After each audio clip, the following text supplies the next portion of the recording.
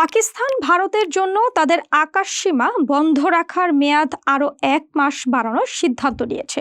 পাকিস্তানের সংবাদ মাধ্যম জিও নিউজের রিপোর্ট অনুযায়ী এই নিষেধাজ্ঞা আগামী সপ্তাহ থেকে কার্যকর হবে।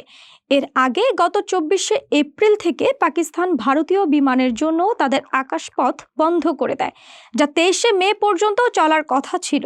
নতুন সিদ্ধান্তে এই নিষেধাজ্ঞার মেয়াদ আরও 1 মাস বাড়ানো হচ্ছে। এই সিদ্ধান্তের পেছনে রয়েছে জম্মু ও কাশ্মীরের পেহেলগ্রামে গত মাসে সংঘটিত একটি মর্মান্তিক ঘটনা।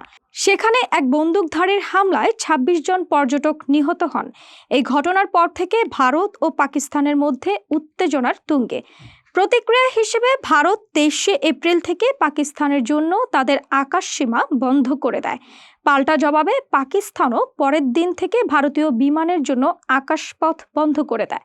পাকিস্তানের এক উচ্চপদস্থ সূত্রে জানা যায় যে পরিস্থিতির কারণে এই নিষেধাজ্ঞা জারি করা হয়েছিল তাতে এখনো কোনো উন্নতি হয়নি। তাই আন্তর্জাতিক বেসামরিক বিমান চলাচল সংস্থার নিয়ম মেনে নোটিশ টু এয়ারম্যান জারির মাধ্যমে এই নিষেধাজ্ঞা বাড়ানো হবে।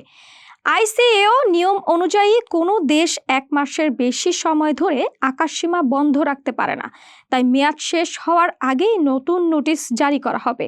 এই নিষেধাজ্ঞার প্রভাব বেশ তাৎপর্যপূর্ণ। প্রতিদিন প্রায় 200 থেকে 300টি ভারতীয় বিমান পাকিস্তানের আকাশসীমা ব্যবহার করে ইউরোপ, মধ্যপ্রাচ্য এবং উত্তর আমেরিকায় যাতায়াত করে। এই রুটগুলো দিল্লি, মুম্বাই, অমৃতসর এবং আহমেদাবাদ থেকে শুরু হয়। আকাশপথ বন্ধ থাকায় বিমান সংস্থাগুলোকে বিকল্প রুট ব্যবহার করতে হচ্ছে, যা সময় ও খরচও বাড়াচ্ছে।